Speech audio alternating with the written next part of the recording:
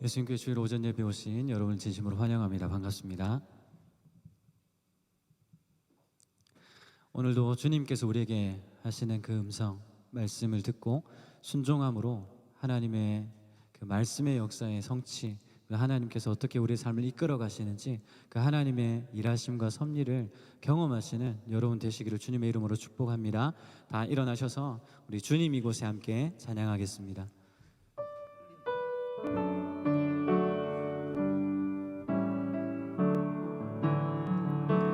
주님 이곳에, 주님 이곳에 우리와 함께 하시네. 나의 몸과 마음 경배드리네. 주님 이곳에 계시네. 상한 심령을 위로하시며 병든 우리 몸 고쳐주시네. 결박을 끊고 자유 주시네. 주님 이곳에 계시네.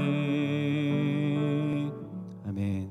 다 자리에 앉으셔서 사도신경으로 우리의 신앙을 함께 고백하겠습니다. 전능하사 천지를 만드신 하나님 아버지를 내가 믿사오며 그 외아들 우리 주 예수 그리스도를 믿사오니 이는 성령으로 잉태하사 동정녀 마리아에게 나시고 본디오 빌라도에게 고난을 받으사 십자가에 못 박혀 죽으시고 장사한 지 사흘 만에 죽은 자 가운데서 다시 살아나시며 하늘에 오르사 전능하신 하나님 우편에 앉아 계시다가 저리로서 산자와 죽은 자를 심판하러 오시리라. 성령을 믿사오며 거룩한 공회와 성도가 서로 교통하는 것과 죄를 사하여 주시는 것과 몸이 다시 사는 것과 영원히 사는 것을 믿사옵나이다. 아멘. 우리 함께 좀 기도했으면 좋겠습니다. 우리 지난 한 주간을 생각하면서 함께 기도하실 때에 하나님 말씀대로 살지 못했던 지난 한 주간을 되돌아보며 기도했으면 좋겠습니다. 하나님, 제가 말씀대로 살려고 다짐하고 결단했는데 또 그렇게 살지 못했던 저의 삶을 용서하여 주시옵소서. 사람들을 사랑하고 진실된 마음으로 대했어야 했는데 그렇게 살지 못했습니다. 주님께서 우리에게 주시는 그 은혜의 말씀을 붙잡고 살았어야 했는데 그렇게 살지 못했습니다. 하나님께서 용서해 주시고 다시 한번 주의 말씀대로 살기를 결단하며 하나님께서 우리에게 주시는 그 은혜의 말씀 앞에 겸손함으로 나아가는 저의 삶이 될 수 있도록 인도하여 달라고 같이 한번 기도하며 나갔으면 좋겠습니다. 같이 기도하겠습니다. 하나님 아버지, 시간 기도합니다. 우리의 마음을 주님 붙잡아 주셔서 주께서 우리에게 주시는 은혜의 말씀으로 하나님 다시 한번 결단하며 살 수 있도록 인도하여 주시옵소서. 지난 한 주간도 주님 말씀대로 살고자 했지만 하나님 우리의 연약한 의지로 말미암아 주의 말씀을 떠나 살았고 주님의 은혜를 붙잡고 살아야 했지만 그 은혜를 하나님 떠나 살았던 저희의 연약함을 용서하여 주시옵소서. 하나님 아버지, 우리의 삶을 통하여 주님의 일들이 이루어져 가는 것을 보게 하여 주시고 하나님 말씀이 살아 역사하는 것을 보게 하여 주시기를 원합니다. 하나님, 우리의 삶이 어떠하든지 오직 주님께서 우리의 삶에 찾아오셔서 우리를 이끌어 가시고 섭리하시는 그 하나님의 일하심을 경험할 수 있도록 주님 은혜 더하여 주시옵소서. 말씀의 은혜를 함께 누릴 수 있도록 인도하여 주시고 주님이 주시는 그 은혜의 말씀을 붙잡고 나아갈 때 우리를 향하신 하나님의 그 일하심을 하나님의 순간순간 경험하는 저희들의 삶이 될 수 있도록 하나님 은혜 더하여 주시옵소서. 하나님 아버지, 우리의 삶을 하나님께서 함께 해주시기를 간절히 소원합니다. 우리의 삶을 이끌어 주시옵소서. 삶을 통해 이루실 하나님의 일들을 보게 하여 주시옵소서. 아버지, 함께 해주시기를 소원합니다. 아버지 하나님 아버지, 오늘도 이렇게 주님 앞에 나와 예배할 수 있는 것이 얼마나 하나님의 큰 은혜인지 기억하며 감사하는 시간이 되기를 원합니다. 하나님 아버지, 매 순간순간 우리에게 찾아오셔서 하나님의 은혜로 우리를 살리시고 하나님께서 우리의 삶을 이끌고 가고 계심을 매 순간순간 경험하는 저희들 되기를 소원합니다. 하나님 아버지, 무엇보다도 오늘도 주님 앞에 예배할 때에 하나님의 살아계심을 경험케 하여 주시고 우리에게 말씀하시는 그 하나님을 경험하는 귀한 시간이 되게 하여 주옵소서.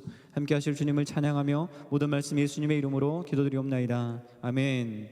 우리 함께 찬송가 25장 찬송하도록 하겠습니다. 찬송가 25장입니다.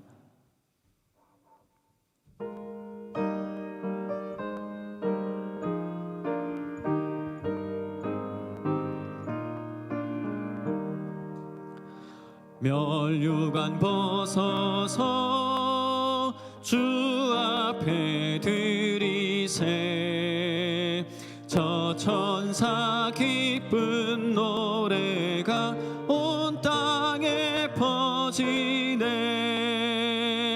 내 혼아 깨어서 주 찬송하여라. 온 백성 죄를 속하신 만왕의 왕일세. 멸류관 벗어서 주 앞에 드리세. 그 손과 몸의 상처가 영광 중 빛나네. 하늘의 천사도 그 영광 보고서 고난의 신비 알고자 늘 흠모하도다. 멸류관 벗어서 주 앞에 드리세. 온 세상 전쟁 그치고 참 평화 오겠네. 주 보좌 앞에서 온 백성 엎드려 그 한량 없는 영광을 늘 찬송합니다.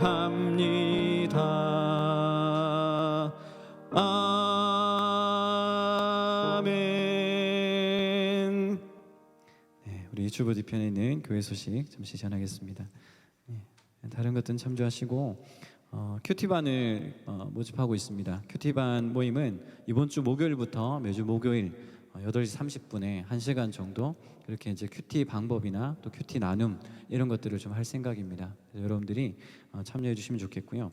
여기 주만나라고 하는 이 큐티집을 가지고 큐티를 하려고 합니다.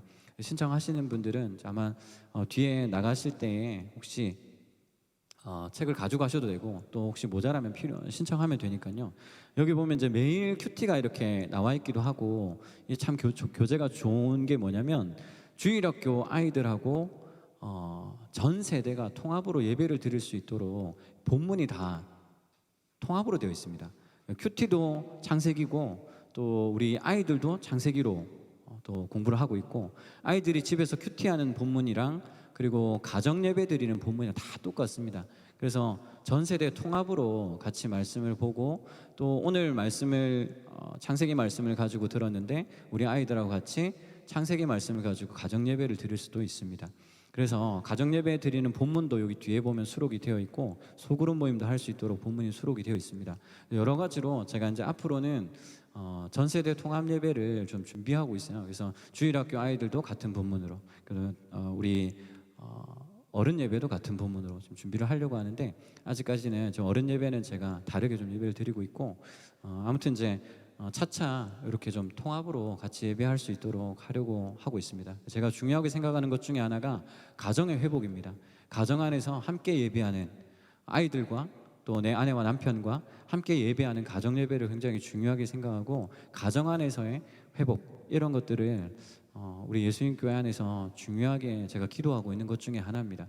가정이 회복되어야 신앙도 깊이가 있어지고 또 가정이 회복되어야 함께 하나님 안에서 화평하라고 하신 그 예수님의 말씀이 내 가정에서 내 직장에서 성취가 되는 것이 제 기도 제목입니다. 그래서 앞으로는 이렇게 이제 좀 준비해 갈 텐데 여러분들도 가능하시다면 좀 참여해 주시면 좋을 것 같아요. 그래서 같이 큐티로 같이 말씀을 좀 나누고 특별히 뭐 모임에 목요일 8시 30분에 오시지 않으셔도 그냥 개인적인 경건 생활로 이 큐티를 좀 하시면 도움이 많이 될 것 같습니다.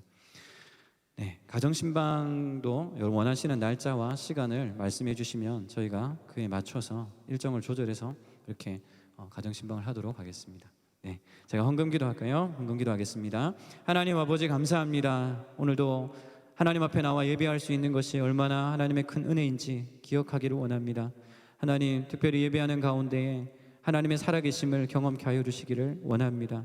오늘도 그냥 오지 않고 작은 물질을 주님 앞에 드립니다. 물질이 쓰여지는 곳에 하나님의 영광이 나타나게 하여 주시고, 하나님이 우리에게 주시는 그 은혜의 말씀들이 세상 가운데로 잘 증거되어지는 도구로 쓰여지기를 원합니다.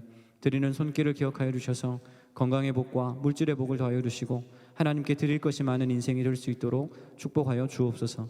이 예배 가운데 주님께서 함께하여 주실 줄 믿사옵고, 모든 말씀 예수님의 이름으로 기도드리옵나이다. 아멘. 우리 함께 보신 말씀은 이사야 53장 1절에서 9절 말씀 함께 보겠습니다. 네. 이사야 53장 1절에서 9절 말씀, 우리가 잘 아는 말씀인데요. 이사야 53장 1절에서 9절 말씀 같이 보겠습니다. 구약성경 1033페이지에 있는 이사야 53장 1절에서 9절 말씀을 교독하도록 하겠습니다. 제가 한 절 읽고 여러분 한 절 읽고 마지막 절은 같이 읽습니다. 우리가 전하는 것을 누가 믿었느냐? 여호와의 팔이 누구에게 나타났느냐?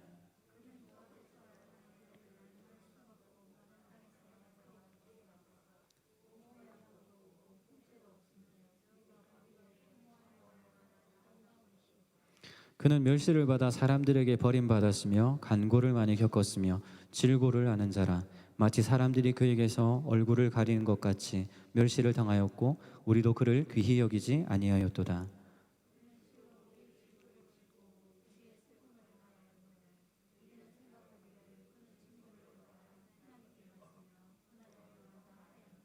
그가 찔림은 우리의 허물 때문이요 그가 상함은 우리의 죄악 때문이라. 그가 징계를 받음으로 우리는 평화를 누리고 그가 채찍에 맞음으로 우리는 나음을 받았도다.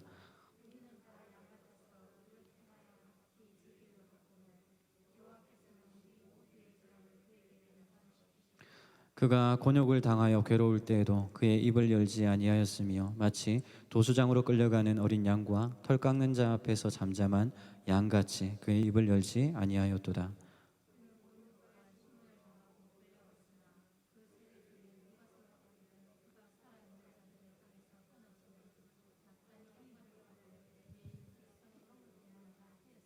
같이 읽습니다. 그는 강포를 행하지 아니하였고 그의 입에 거짓이 없었으나 그의 무덤이 악인들과 함께 있었으며 그가 죽은 후에 부자와 함께 있었도다. 아멘.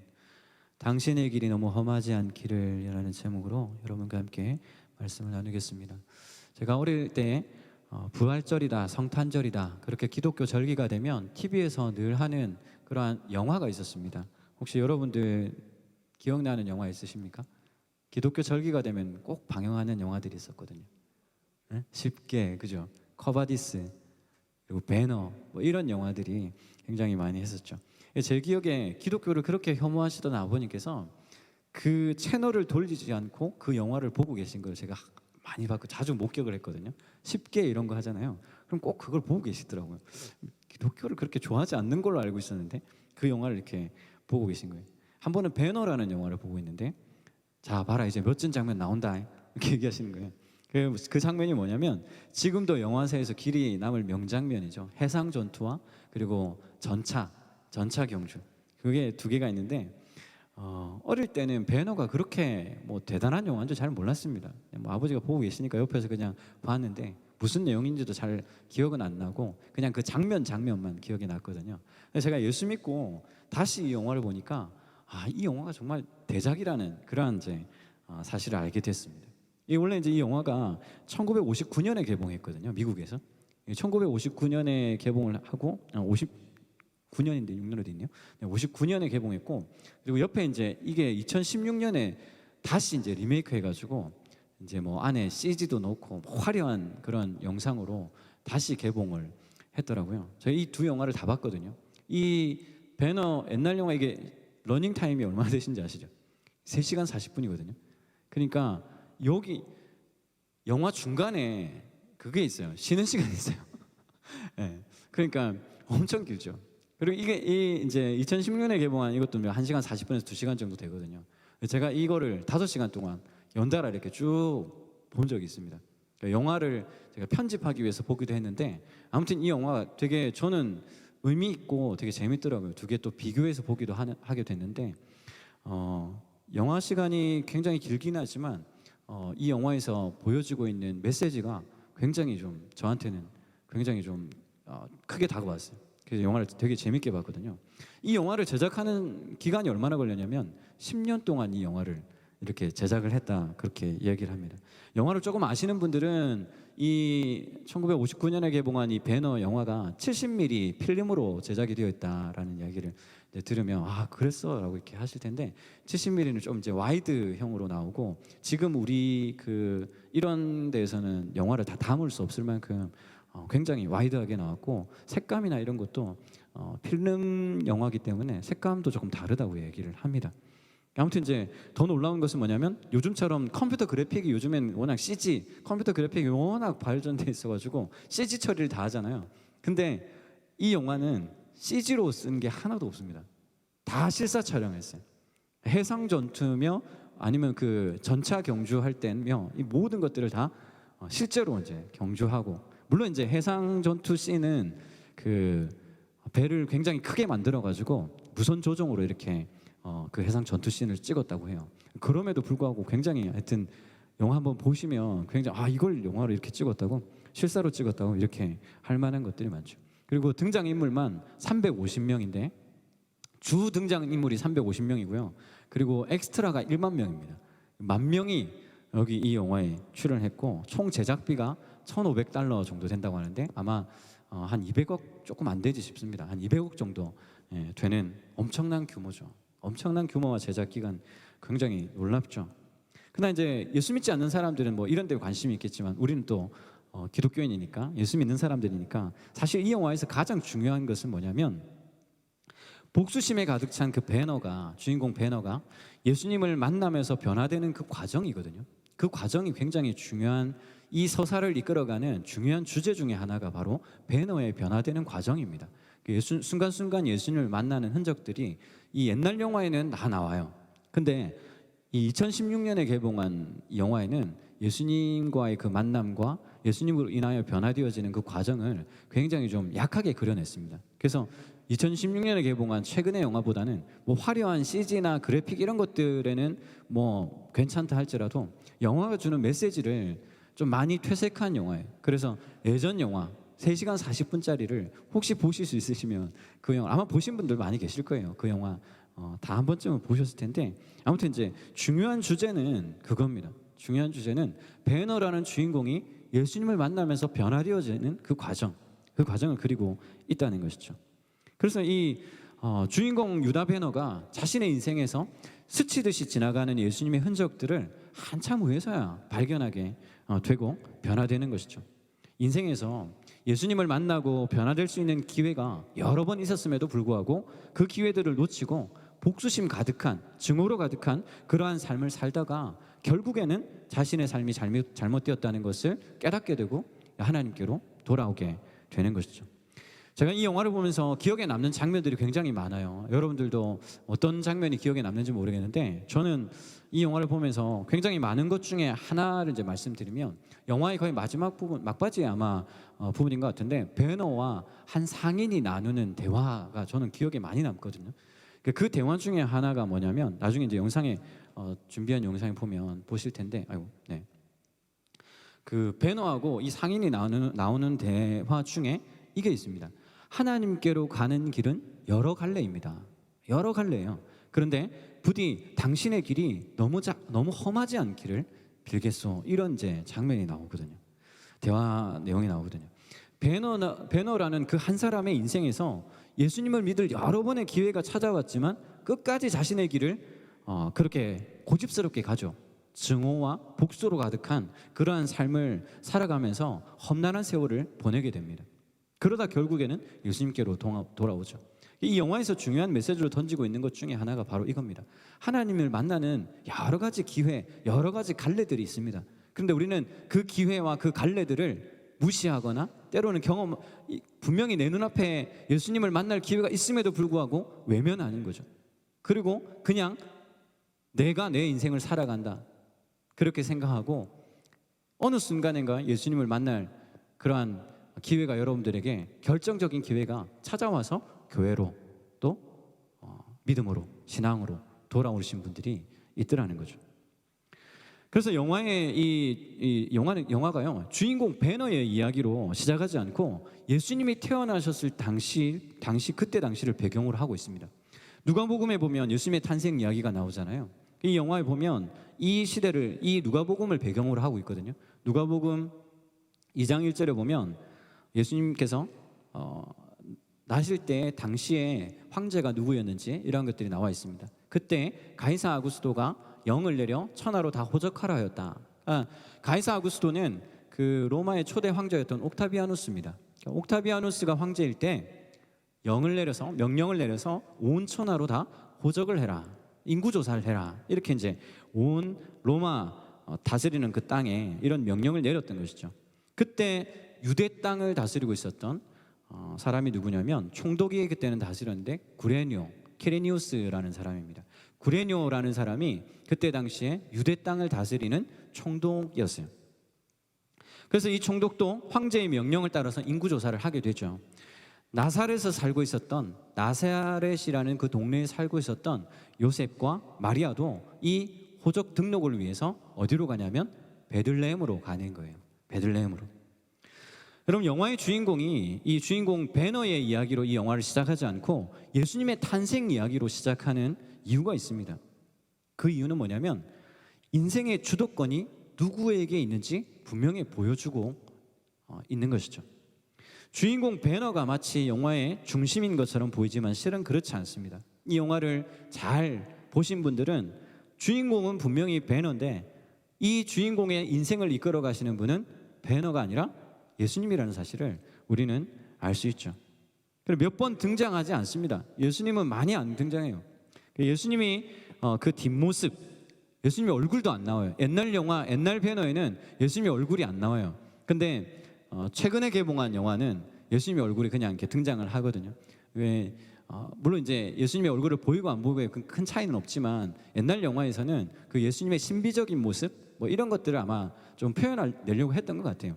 그래서 예수님의 그 뒷모습, 몇 번 등장하지 않는 그 예수님의 뒷모습에서 그 배너의 인생을 압도적으로 변화시켜 가시는 그 섭리가 이 영화의 중심에 있다는 것을 이제 알 수가 있게 되죠.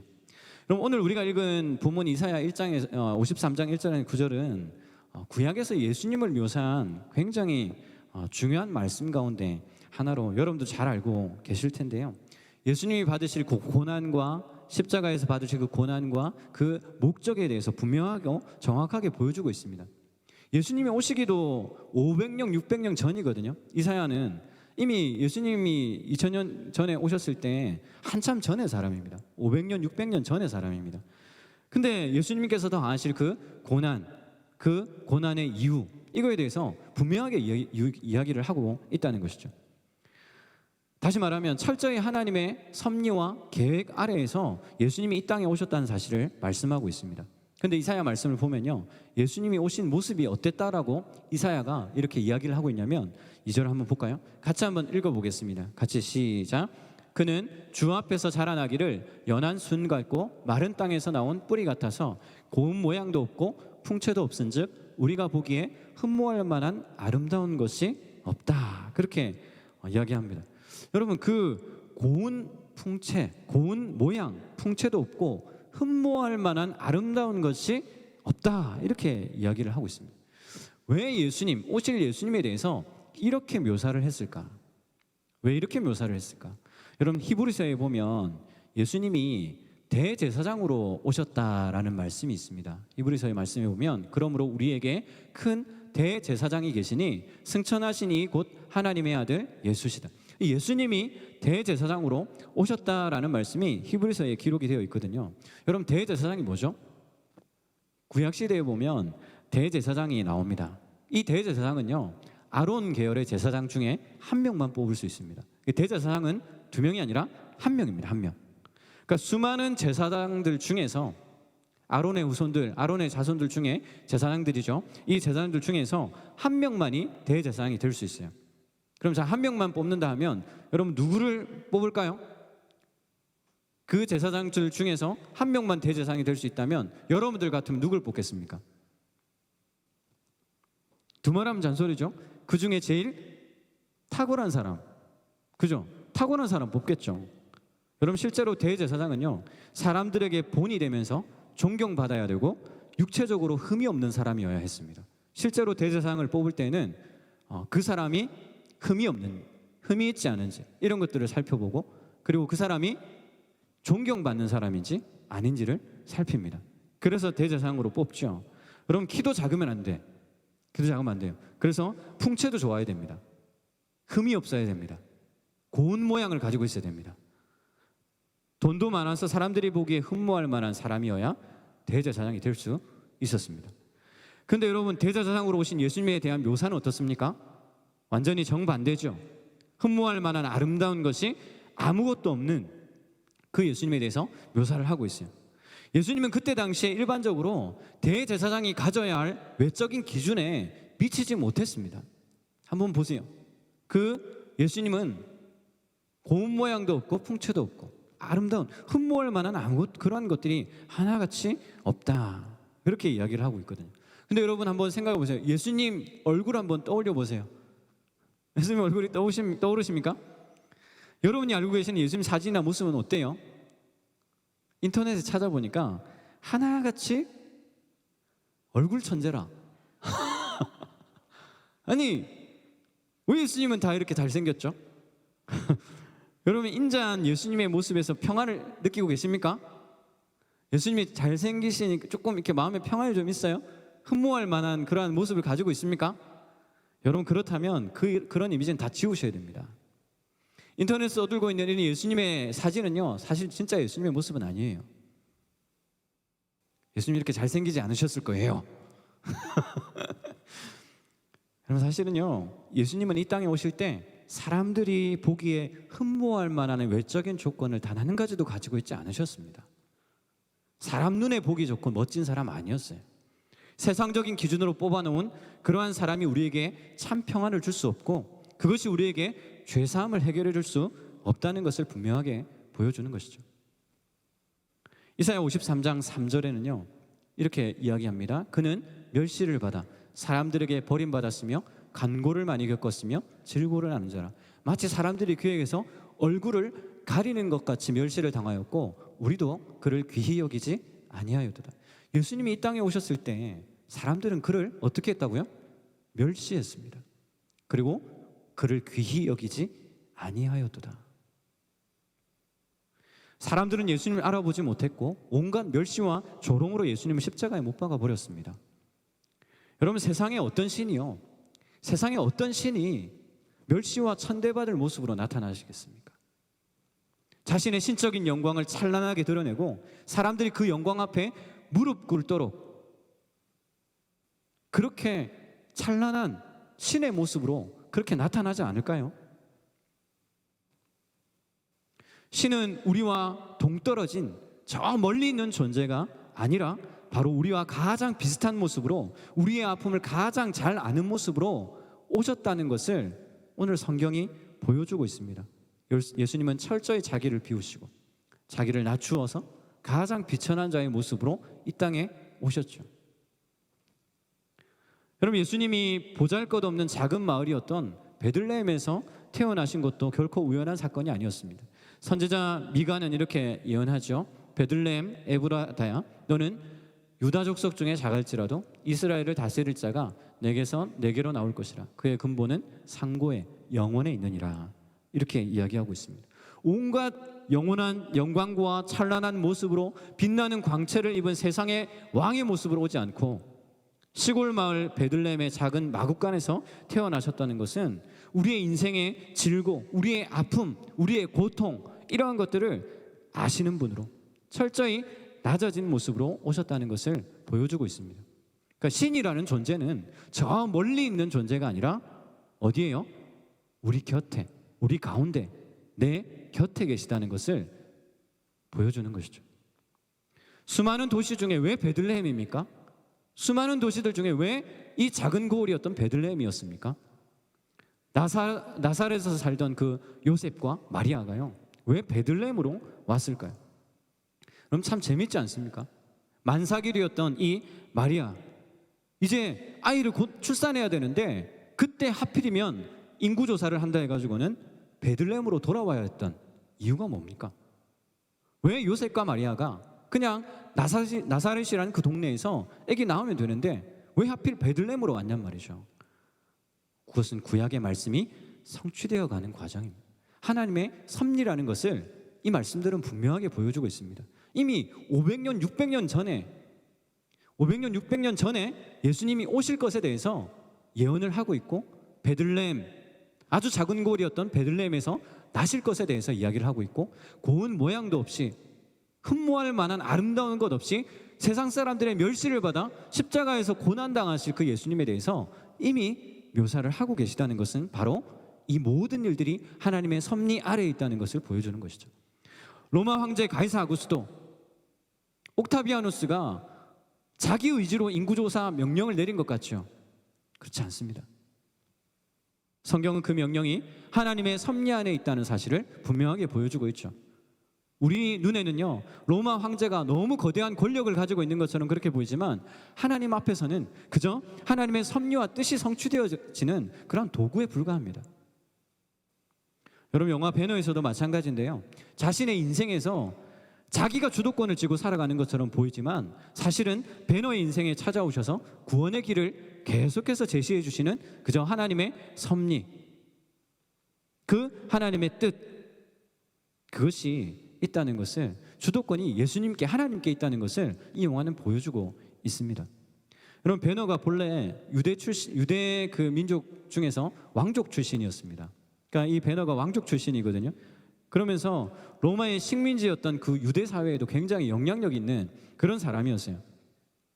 근데 이 베너에게 메살라라고 하는 절친이 하나 있었는데, 베너와는 정치적인 색깔이 달랐습니다.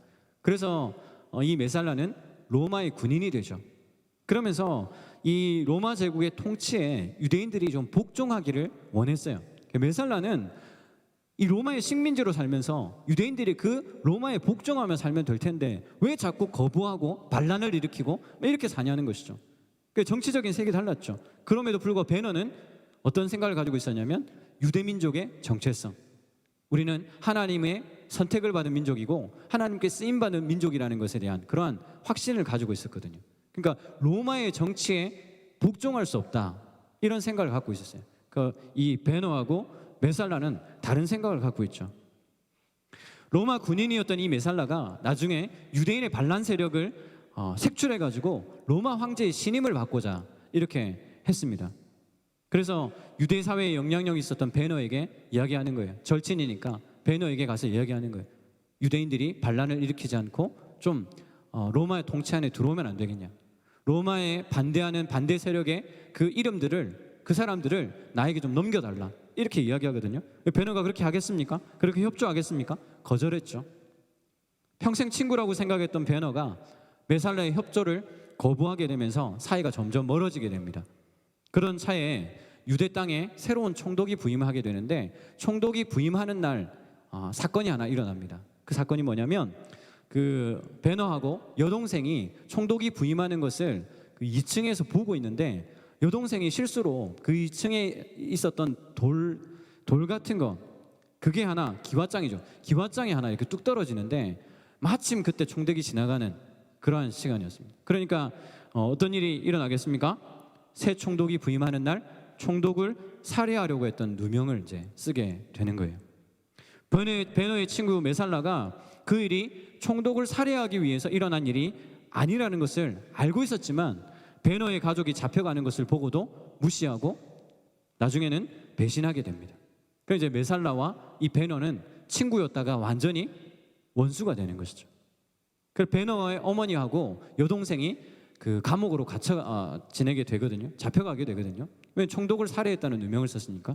그리고 베너는 평생 이제 갤리선 배를 이렇게 저어서 가는 이 갤리선에 노를 젓는 노예로 끌려가게 됩니다.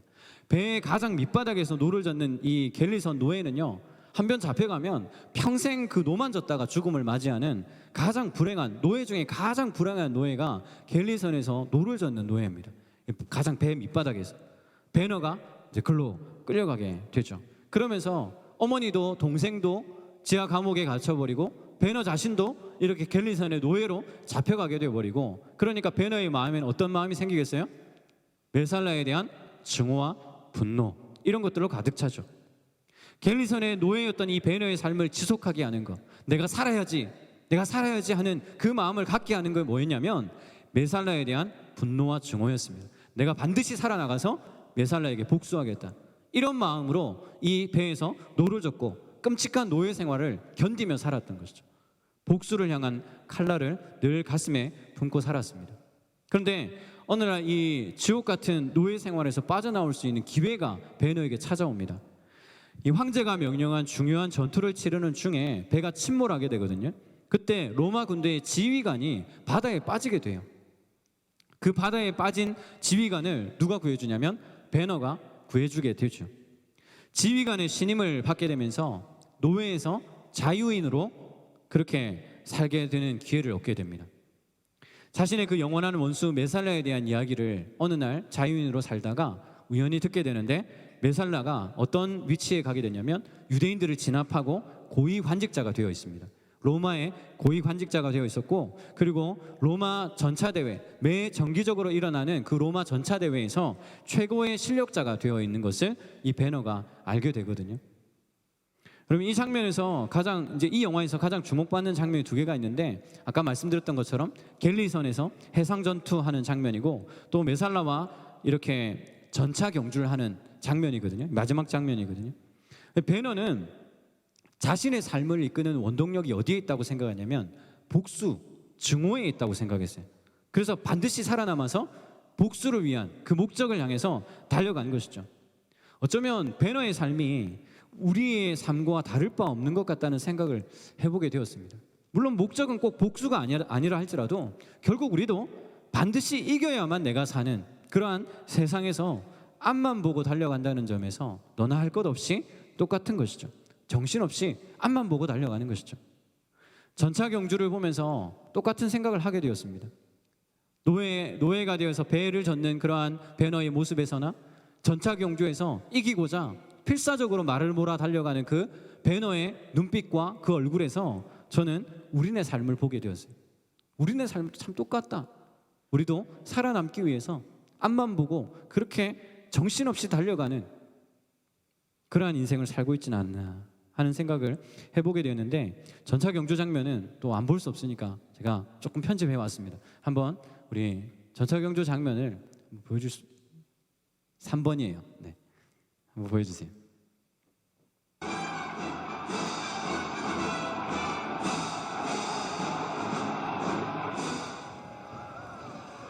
Look at them. They want blood. They're all Romans now. 이 대사 때문에 제가 이 영화를 2016 옛날 영화에는 이 대사가 없어요. 근데 2016년에 나온 영화에는 이 대사가 있더라고요. 네, 여기까지 보면 돼요. 그 이제 그 전차 경주를 막 해나가는 이 베너의 모습이나 그 옆에 이렇게 같이 따라오는 그들의 모습 속에서 우리 인생을 보게 되죠. 우리도 막 정신없이 말을 달려가지고 어딘가를 향해서 가고 있긴 한데 그게 어딘지 잘 몰라. 막 달려가는 것이죠. 그 베너의 모습에서 그런 우리의 인생의 모습을 보게 되었는데, 마지막에 이 총독의 마지막 말이 제 마음에 탁 꽂혔습니다. 뭐였냐면 로마가 패배하지 않은 이유, 메살라가 이 경기에서 패배하고 유대인의 존경받는 한 사람 베너가 이겼잖아요. 그러니까 상인한 사람이 와서 당신의 패배에 대해서 이야기를 하는데 뭐라고 이야기합니까? 우리가 패배하지 않았다라고 이야기합니다. 예루살렘의 유대인들도 다 로마인이 되었다, 이렇게 이야기하잖아요. 그게 무슨 말이냐면 유대인들은 사실 예수 안에서 참된 평화를 누려야 할 사람들, 아니 하나님 안에서 참 평화를 누려야 할 그러한 사람들. 그런데 그들에게서 유대인의 평화를 전혀 찾아볼 수 없고 어떻게 해요? 피를 보고 열광하는 저들의 모습을 봐라. 저들은 유대인이 아니라 로마인이 되어버렸다라고 이야기하는, 오히려 그것을 보면서 자신의 패배가 아니라 오히려 승리했다라고 이야기하는 것이죠. 여러분, 결국 세상 사람과 다를 바 없다는 것을 이야기하고 있는 것입니다. 경쟁 사회 속에서 생존을 위해 달려가다 보니까 나도 모르게 세상 사람과 다른 점을 찾아볼 수 없는 그리스도인이 되어버린 것이죠. 믿는 사람들에게 넘쳐나는 평화, 말씀 안에서 누릴 수 있는 위로, 회복, 그리스도인의 삶에서 풍겨나는 예수님의 향기가 있어야 되는데 그런 것이 없는 거예요. 왜? 전차 경주를 막 하다 보니까 나도 세상과 똑같이 되어버렸다는 것이죠. 그럼 베노도 마찬가지입니다. 승리를 하긴 했지만 자신의 증오와 복수심으로 자신의 인생을 달려왔던 자신의 인생, 별로 반 다를 게 없죠. 자신의 인생을 복수라는 최종 목적에 인생의 전부를 쏟아붓는 동안에 깨닫지 못한 것이 있었습니다. 막 전차를 달려서 달려가는 그의 인생에서 그가 깨닫지 못한 것이 무엇이었냐면 바로 삶의 순간순간마다, 그 베너의 인생의 순간순간마다 찾아오셨던 예수님의 손길이었습니다. 베너에게 계속해서 기회가 주어지는 거예요. 증오와 복수로 점철된 그 베너의 삶이 나아지기를 원하시는 하나님의 섭리와 그 계획하심이, 하나님의 뜻이 베너의 삶 가운데 계속해서 나타났지만 베너는 깨닫지 못합니다. 오늘 이사야 본문 말씀에 보면 예수님께서 멸시와 간고를 겪으면서도 이 땅에 오신 이유에 대해서 분명하게 이야기하고 있죠. 4절과 5절 말씀 같이 한번 볼까요? 같이 한번 읽어보겠습니다. 같이 읽겠습니다. 시작. 그는 실로 우리의 질고를 지고 우리의 슬픔을 당하였거늘 우리는 생각하기를 그는 징벌을 받아 하나님께 맞으며 고난을 당한다 하였노라. 그가 찔림은 우리의 허물 때문이요 그가 상함은 우리의 죄악 때문이라. 그가 징계를 받음으로 우리는 평화를 누리고 그가 채찍에 맞음으로 우리는 나음을 받았도다. 아멘. 여러분, 예수님은 다른 이유로 이 땅에 오시는 것이 아니라 바로 나의 허물과 죄악 때문입니다.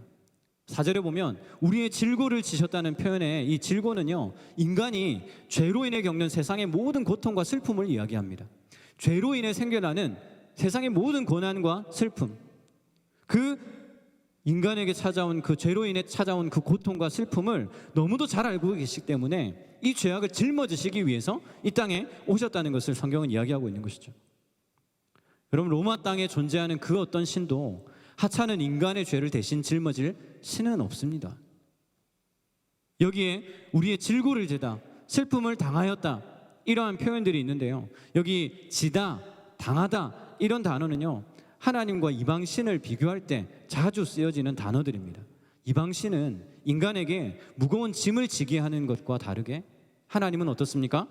그 짐을 자기 스스로한테, 예수님이 하나님이시니까 자기 스스로에게 짐을 지었다는 것이죠.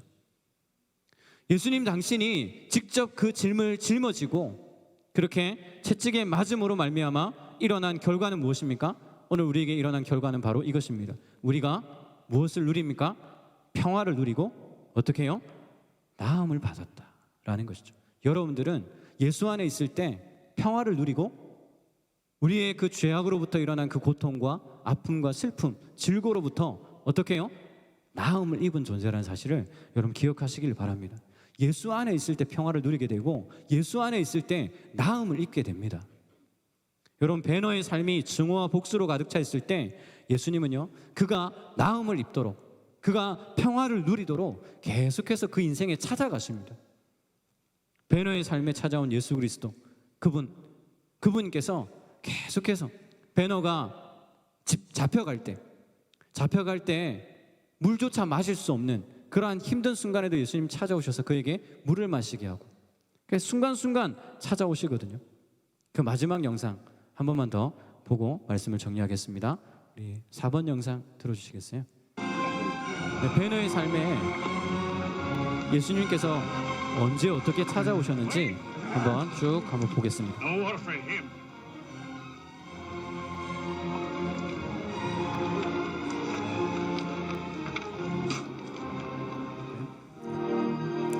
네, 베너는요, 그렇게 자신의 인생에 찾아온 예수님의 뜻과 섭리에 별로 관심이 없었습니다. 오직 그냥 복수, 나음 받기를 원하시는 하나님의 뜻을 깨닫지 못했던 것이죠.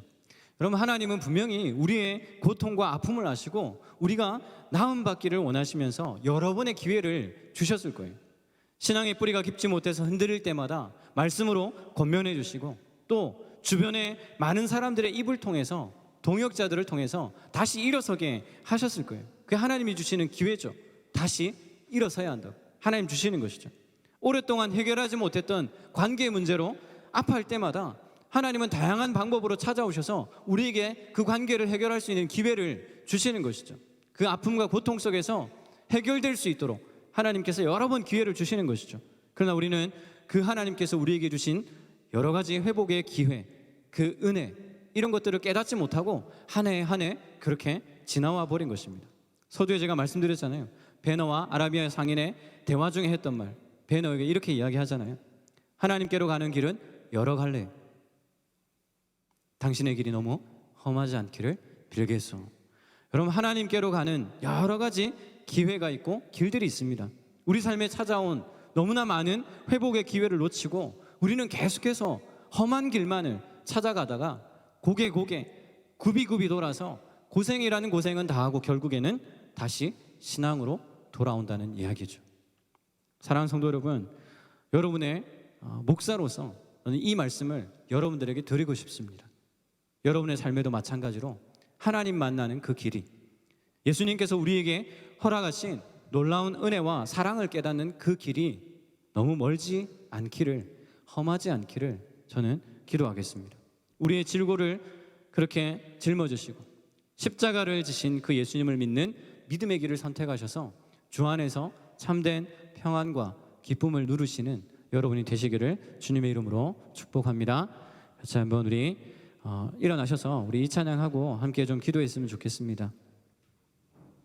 주의 보좌로 나아갈 때에 어떻게 나아가야 할까? 나를 구원한 주의 십자가, 그것을 믿으며 가네. 우리는 자격이 없지만 오직 예수님의 보혈로만 그 하나님의 사랑 앞에 나아갈 수 있고 그 하나님의 사랑을 누릴 수 있습니다. 우리 같이 기도하는 마음으로 이 찬양할까요?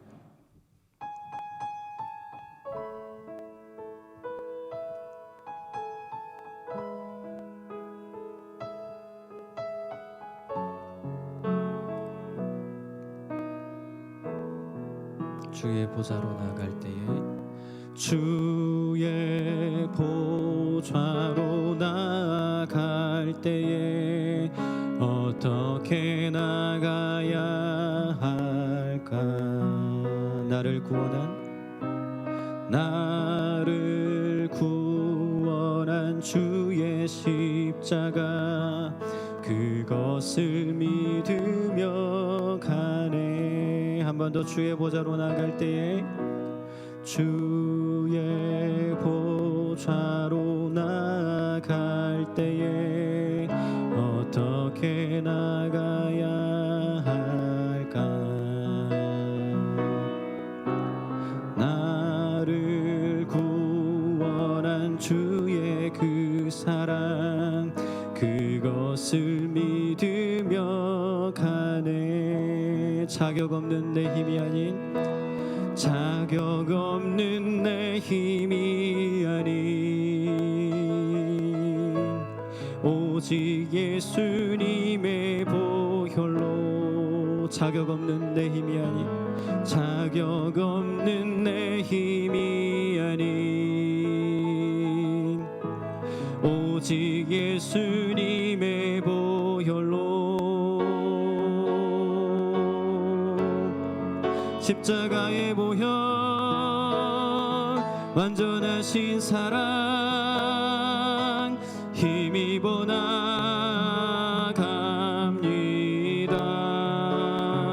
십자가의 보혈,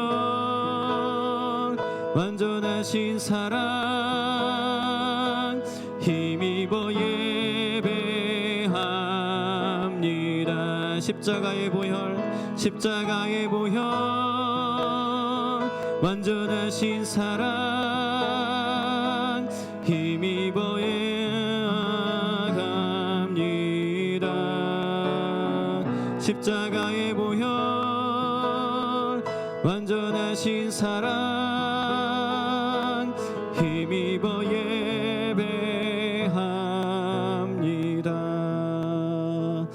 같이 한번 기도하겠습니다. 우리 기도하실 때에 오직 예수님의 보혈로만 우리는 구원에 이룰 수 있는 존재입니다. 우리는 배너와 같이 복수와 증오심으로 그렇게 앞만 보고 달려가는, 그렇게 말을 달려서 목표를 향해 달려가는 그러한 삶을 살고 있는 것처럼 보여집니다. 우리의 눈을, 우리의 시선을 예수님께로 들고 예수님을 바라보고 예수님께서 살아가신 그 삶을 우리 또한 살아가기를 원합니다. 우리의 삶을 통하여 일하실 그 하나님을 기대하며 주님께서 우리에게 찾아오셔서 우리의 무너진 신앙을, 우리의 무너진 관계를 회복할 수 있는 기회를 우리에게 주실 때에 주님, 내가 주님만으로 이 문제를 해결할 수 있습니다.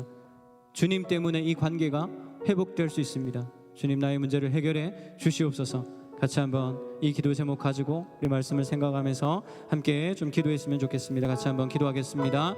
하나님 아버지, 시간 기도합니다. 우리의 삶을 통하여 일하실 주님을 보게 하여 주시고 오직 예수로만, 오직 예수님의 십자가의 보혈로만 우리가 회복되는 줄 믿습니다. 우리의 깨어진 관계와 또 하나님 우리의 삶에 찾아온 그 예수님의 은혜를, 그 사랑을 하나님 누릴 수 있도록 도와주시고 우리의 삶에서 주님이 주시는 참된 평화를 누리는 그러한 삶을 살게 하여 주시옵소서. 우리의 무너진 신앙이 예수님 때문에 오직 예수님의 보혈로 말미암아 회복되어질 수 있도록 인도하여 주시고 하나님 아버지, 우리 안에 새 일을 행하실 그 주님을 바라보며 우리를 통하여 일하시는 그 주님의 은혜를 누릴 수 있는 저희들의 삶이 될 수 있도록 인도하여 주옵소서. 그저 생존을 위해 앞만 보고 달려가는 그런 우리의 인생이 아니라 하나님 우리에게 주신 사명과 주님이 우리에게 주신 부르심을 쫓아 살아가는 저희들의 삶이 될 수 있도록 인도하여 주옵소서. 어렵고 힘든 가운데서도 주님을 바라보며 주님의 말씀을 붙잡고 살아갈 때에 우리의 삶을 이끌어 가시는 하나님의 능력을 경험하는 저희들의 삶이 될 수 있도록 인도하여 주옵소서. 하나님의 그 사랑 앞에 하나님 아버지 무릎 꿇고 주님의 사랑을 붙잡고 나아가는 저희들의 삶이 될 수 있도록 인도하여 주시기를 간절히 소원합니다. 주님 역사하여 주시옵소서. 주님 인도하여 주시옵소서. 하나님, 우리의 삶에 여러 번 찾아오셔서 우리의 믿음이 흔들릴 때에, 우리의 관계가 깨어져 마음이 상할 때에 우리를 위로하시고 우리를 회복시켜 주시고 우리의 아픔과 고통 가운데에서 이끌어내시기를 원하시는 그 하나님의 손길을, 그 하나님의 기회를 거부하며 살았던 것은 아닌지 우리의 인생을 되돌아보기를 원합니다. 주님, 우리에게 손을 내밀어 내가 여기 있다 말씀하실 때 그 손을 붙잡고 주님과 함께 우리의 인생을 걸어가는, 함께 주님과 함께 살아가는 저희들 될 수 있도록 역사하여 주옵소서. 그래서 우리의 인생에 주님이 함께 하실 때에만 누릴 수 있는 참된 평안과 위로와 기쁨을 우리의 인생에서 경험할 수 있도록 축복해 주시기를 간절히 소원합니다. 오늘 이 자리에 주님께서 그렇게 역사하시기를 기대하며 우리의 흔들렸던 믿음, 떠나버렸던 우리의 신앙이 회복되기를 원하는 그러한 성도가 있다면 주님께서 찾아가셔서 그 마음 가운데 살아계심을 보여주시고 주님의 그 십자가로 말미암아 나를 어떻게 사랑하셨는지 그 사랑을 깊이 깨닫는 은혜를 허락하여 주시옵소서. 지금은 우리 구주 예수 그리스도의 은혜와 하나님 아버지의 무한하신 사랑하심과 성령의 위로 교통 충만하신 역사가 오늘 이 주님의 말씀을 듣고 예수 그리스도께서 우리를 위하여 십자가에 피 흘려 돌아가신 것이 우리를 향한 하나님의 사랑이심을 깨닫고 또한 우리가 죄로부터 죽을 수밖에 없는 그러한 존재였지만 예수 그리스도의 십자가로 말미암아 구원에 이를 수 있음을, 오직 주님으로만 참된 평화를 누릴 수 있음을 깨닫고 그렇게 주님 안에 살아가기를 다짐하는 우리 모든 예수님교회 성도들 머리 위에, 그리고 함께하는 모든 성도들 머리 위에 영원토록 함께 있을지어다. 아멘.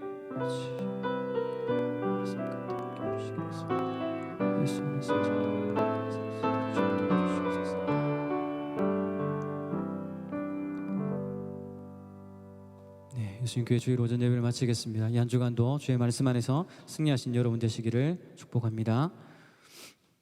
Connected.